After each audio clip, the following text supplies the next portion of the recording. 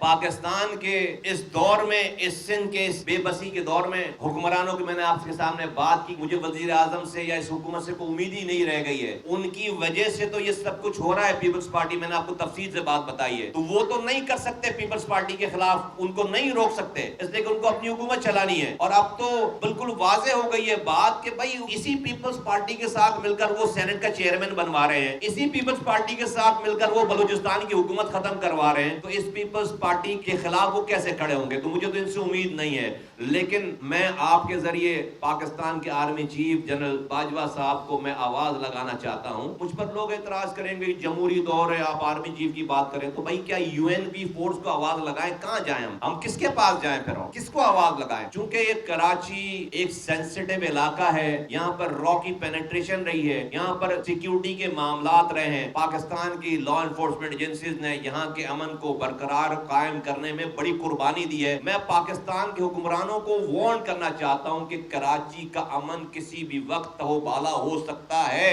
لوگ مایوس ہیں، لوگ اپنے آپ کو مارنے کے لیے تیار ہو جائیں گے، اپنے آپ کو کسی سرکاری پولیس والوں کی گولیوں کے آگے کھڑا کرنے کے لیے تیار ہو جائیں گے، اور دشمن اس سے فائدہ اٹھائے گا.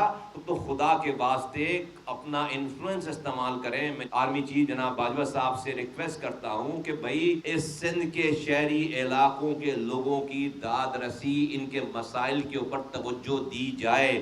اس لاوا جو پک رہا ہے، پک چکا ہے کہ ہر جگہ ہمیں پانی نہیں مل رہا، ہمیں ٹرانسپورٹ نہیں مل رہی، ہمیں تعلیم نہیں دے رہے، ہمیں جاب نہیں دے رہے. آج میں سوچتا ہوں کہ غزہ میں، فلسطین میں اور کشمیر میں مرنے والے، شہید ہونے والے بچے ہم سے زیادہ خوش قسمت ہیں کہ وہ اسرائیل اور انڈیا کی گولیوں اور بم اور بارود اور میزائل سے شہید ہو رہے ہیں. ہمارے بچے کتے کے کاٹنے سے مر رہے ہیں. یہاں پر کیسے تسلی دیں اپنے آپ کو؟ ہمیں اس ملک میں کتے کے کاٹنے سے ہمارے بچے سندھ میں مر رہے ہیں. تو وہ بچے زیادہ خوش قسمت ہیں جو کہ کفار کی گولی اور کی بارود سے ان کے ماں کو تسلی ہوتی ہوگی کہ کوئی ان پر ظلم کر رہا ہے. یہاں کی مائیں کہاں فریاد کریں کہ اپنے ملک میں ان کے بچوں کو کتے کاٹ رہے ہیں اور وہ مر رہے ہیں. آج کشمیر کے بچے اور فلسطین کے بچے اس سندھ میں رہنے والے بچوں سے زیادہ خوش نصیب ہیں، اور کوئی پرسان حال نہیں ہے، کوئی پوچھنے والا نہیں ہے. کل کو یہی کوئی کچھ لوگ کھڑے ہو جائیں گے غلط رستے کی طرف، ہتھیار اٹھا لیں گے ہاتھ میں، انہی سرکاری افسروں کو پوچھنے لگیں گے، تو پھر آپریشن شروع ہو جائے گا.